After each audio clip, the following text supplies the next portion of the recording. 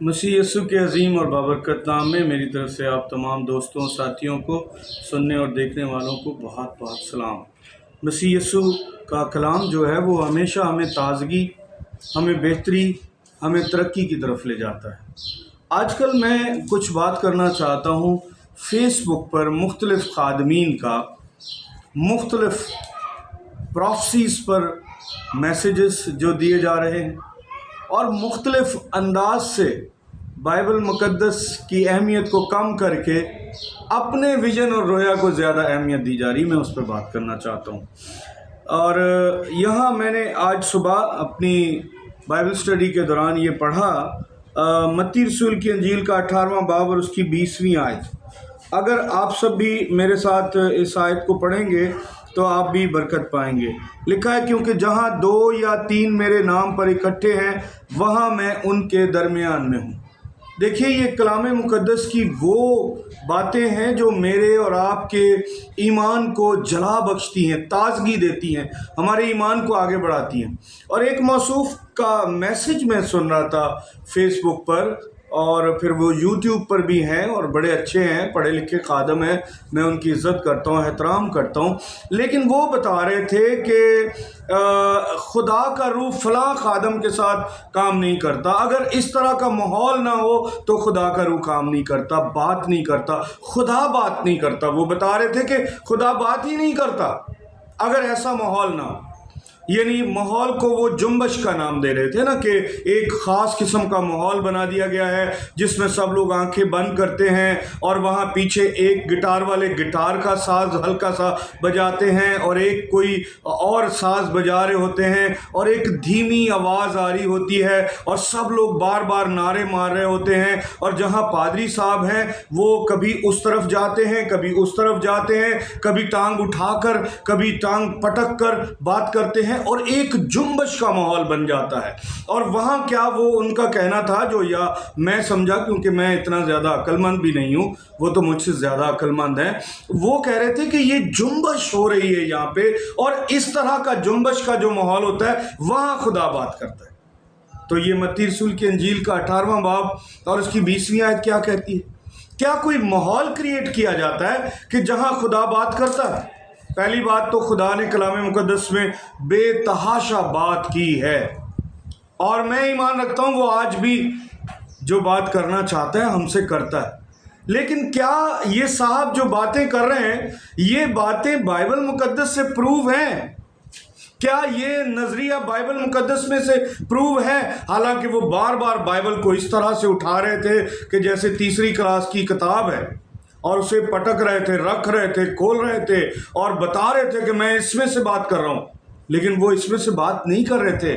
बहुत ही बड़े खादम हैं, मैं उनको समझता हूँ कि हमारे सब कॉन्टिनेंट में, साउथ एशिया में उनसे बड़ा शायद कोई खादम नहीं है, क्योंकि 2 मुल्कों में उन्हें पाकिस्तानी पंजाबी कलीसिया ने कलाम सुनाने के लिए बुला लिया है ना, इसलिए उनको वीज़ा मिल गया है, उनके पास पैसे हैं फलां मुल्क में जाकर मुनादी करने के। इसलिए मेरे नज़दीक या उन साहब के नज़दीक अब वो बाइबल मुक़द्दस के बाहर की बातें भी कर सकते हैं।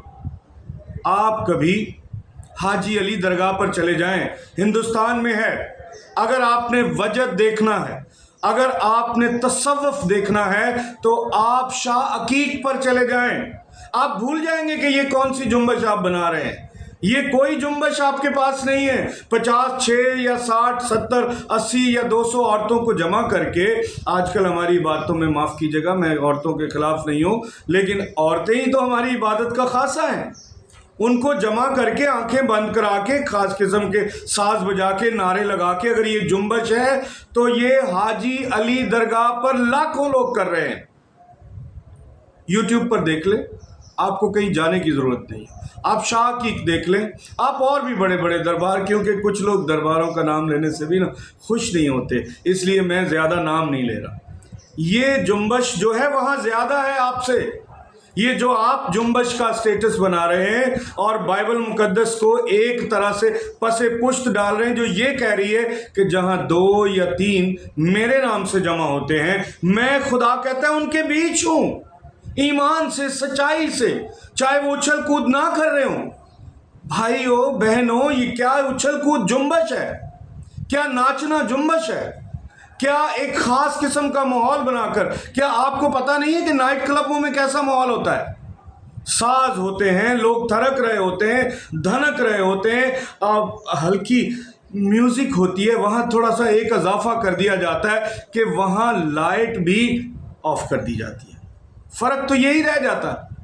ایک خاص قسم کی اپنی ذہنی سیٹسفیکشن کو آپ رول کچھ کی جنبش کہہ رہے ہیں، بھائی یہ غلط طریقہ ہے، اس کو پروو کریں بائبل مقدس میں سے، جیسے اور بہت سی باتیں پروو نہیں ہوئیں، جیسے لوگوں کو گرانا، پھینکنا، او جی وہ گر گیا، اور بائبل مقدس میں ایک سنگل آیت نہیں ہے اس کے متعلق، اور یہ ساری کی ساری فیک سٹوری ہے، اور یہ سارا کا سارا بائبل میں مواد موجود نہیں ہے، یہ گرانا، اٹھانا، یہ جو چل رہا ہے نا کام، شکر ہے خدا کا کہ ابھی 1-1.5 سال سے یہ کم ہو گیا، کیونکہ وہ جو گر کر اٹھتے ہیں نا، ان کی زندگیوں اور ان کے کرداروں سے معاشرہ اش کر اٹھتا ہے۔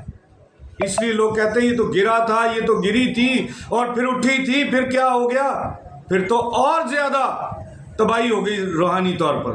تو اے عزیزو، خدا کے بندو، خدا کے خادموں، بہت بڑے بڑے عالموں، کیونکہ آپ کو دوسرے ملکوں کا 2 ملکوں کا ویزا مل گیا وزٹ کرنے کا، اور وہاں آپ نے جا کر 100، 150، 200 لوگوں کو کلام سنا لیا ہے۔ تو یہ جو متی کی انجیل لکھی ہے نا، اس نے لاکھوں لوگوں کو کلام سنایا تھا۔ صرف متی کی ہسٹری سن لیں، کتنے ملکوں میں اس نے پیدل سفر جا کر کیا تھا۔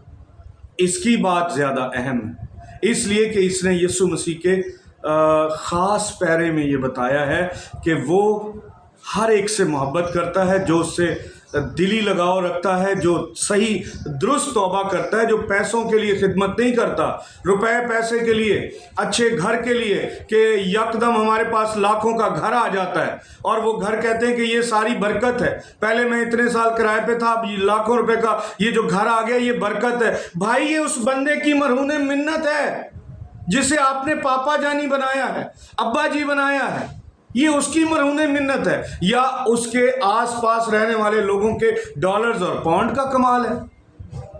بات دراصل یہ ہے کہ ہم بائبل مقدس میں کسی کو بھی بڑھانے کی اجازت کلام مقدس نہیں دے سکتا، اس لیے ہم گریز کریں اور بچیں ایسی باتوں سے، اور میں اس خادم کو بھی کہتا ہوں وہ رجوع کریں کلام مقدس کی طرف، اور رجوع کر کے کلام مقدس کو سمجھیں اور پھر دوسروں کو سمجھائیں۔